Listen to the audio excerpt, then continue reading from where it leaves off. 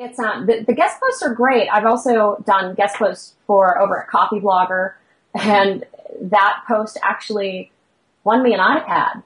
Oh, seriously? Yeah, awesome. Yeah. Trada.com. They're a company here out of Boulder. They hosted an online marketing blog contest, and they chose the top 5 and sent them out to vote. And my blog on Copy Blogger got the most votes. So I'm sure I owe Brian Clark like a Mercedes-Benz or something by now for winning an iPad. But Brian Clark and Sonia Simone were actually they're well aware of my brand, and we just had détente before and said, here are the parameters in which I have to operate. When I write, I don't have to swear or drop an F-bomb or every paragraph of every given day. But I knew the parameters in which I had to operate. And that post, I said, it was, copywriting 3.0 or how to bounce the fat kid off the seesaw. Mm-hmm.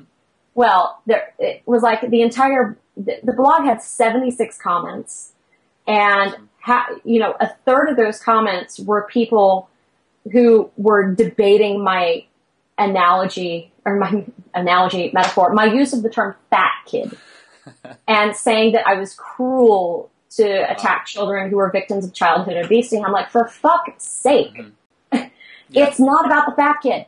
Right. Did they read the post? Yeah. Did you read the post? There's quality information in here. And even if you don't like the metaphor, I got you to click. Yeah, totally. And that's my job. That's my job for anybody that I write for. It's to get them to click. But not only that, when people click, they can't feel like they got shafted on the other side. When you get there, the content has to support the fact that I baited you into clicking that link. And you're arguing with the blog title. Copy Blogger has to love it because their blog is blowing up. And Brian Clark had to shut down the comment section because he's like, look, you don't have to go home, but you can't stay here. Yeah. This has gotten totally off topic and we're locking it down. But they asked me back. Mm-hmm. So, awesome. And it was great because I got new fans out of it. I got new readers and they got a shitload of traffic. Yeah. And the dance hall. So Copy Blogger's that's one of the biggest blogs out there. I mean, that was actually, I think, one of the first blogs I ever started reading when I was getting into, social media and blogging and really trying to think about how to present yourself online. So 2 questions with that. First of all, how did you hook up with Copy Blogger? And then for someone like me that does not have the pull that you have, how would you advise someone to get into guest posting, and what are the do's and the don'ts about guest posting? I had a long-term online relationship with Copy Blogger. I liked their content. I retweeted their content. I left blog comments. I finally got to meet Brian Clark and Sonia Simone at Blog World last year in Las Vegas. So we actually had a face-to-face relationship. And then Sonia Simone pinged me a couple months ago and said, if you ever want to do a guest post, let me know. Awesome. And I was like, what? Flashing gang signs. No, but it was a great opportunity for me. And God, I owe them another post. When you're out there looking for guest post opportunities, I even allow guest posters on Redhead Writing, and that's something I just started a couple months ago. And here's the things that I have to know when I'm looking for a guest blogger, and I take these from what I expect people to look at me for when I'm asking or looking at their blog as a source of new traffic for me. Mm-hmm. You have to be able to relate to my audience. You have to have content that they're going to find interesting. Your tone and your style has to be consistent with my brand. So if you're a buttoned up tech blogger who doesn't have a snarky sense of humor, my audience probably isn't going to find that your content resonates with them. Sure. And you also have to be willing to promote that content, because what I need from my guest bloggers is, I want their traffic. I want their followers. I want the people who love what they write to become fans of what I write. And it's building that platform. So when you're out there looking for opportunities to contribute your content, send an email. Ask if they're accepting guest bloggers. Send them a couple links to things that you've written and why you feel your style matches that of their site. Don't say, well, I can write in any style. No, you can't. You can, everything you write has you in it, whether I'm writing for a financial magazine or whether I'm writing for redheadwriting.com, it has me in it. Know that there's a match or know that there's not, and don't try to square peg round hole those relationships. And 3, give them some reasons why they should hire you.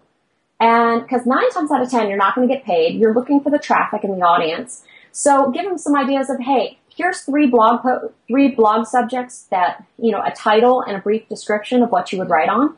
And you never know. They might actually reply. Sure. And go to conferences and talk to these people.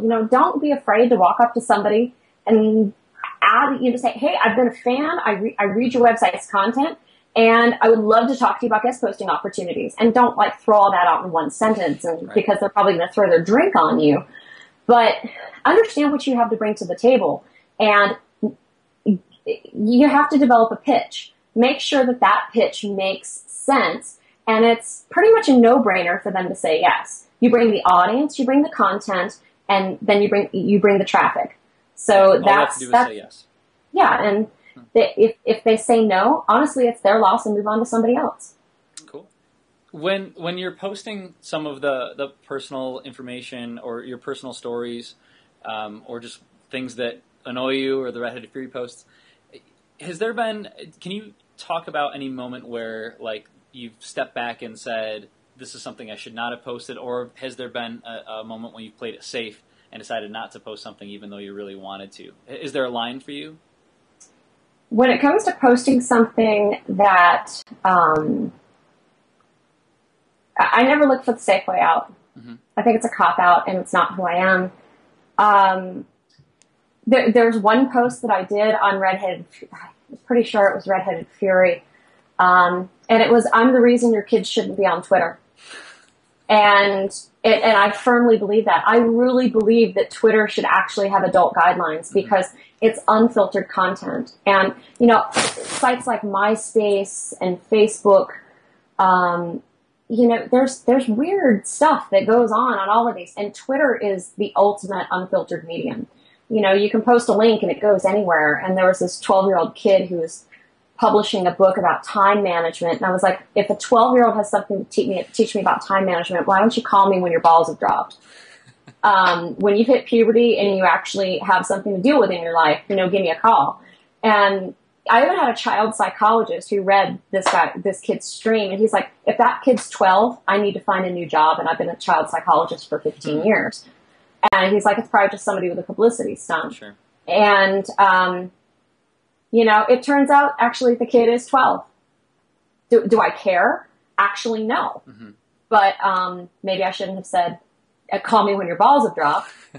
But right. Honestly, it's how I feel. Did they respond to you? Did the kid respond to you personally when you said that? The kid actually responded to me. And my stance was, you know what? I'm not going to continue this conversation because you are a minor. Mm-hmm.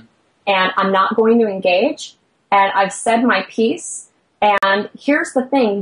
The kid posted a scan of his report card on Twitter showing his school, his last name blocked out, but his first name. Mm-hmm. Actually, no, his first and last name and his school. And I'm like, honey, you give me 10 minutes on the internet and I'm going to find you. Yeah, no kidding. And I addressed it from a safety standpoint, not, you know what? Because honestly, if I'm going to sit there and talk about your 12-year-old kid's balls dropping, I'm the reason your kid shouldn't be on Twitter. Yeah, it's true. And I'm not going to filter my content, but I did block him because I firmly believe he should not have access to my content.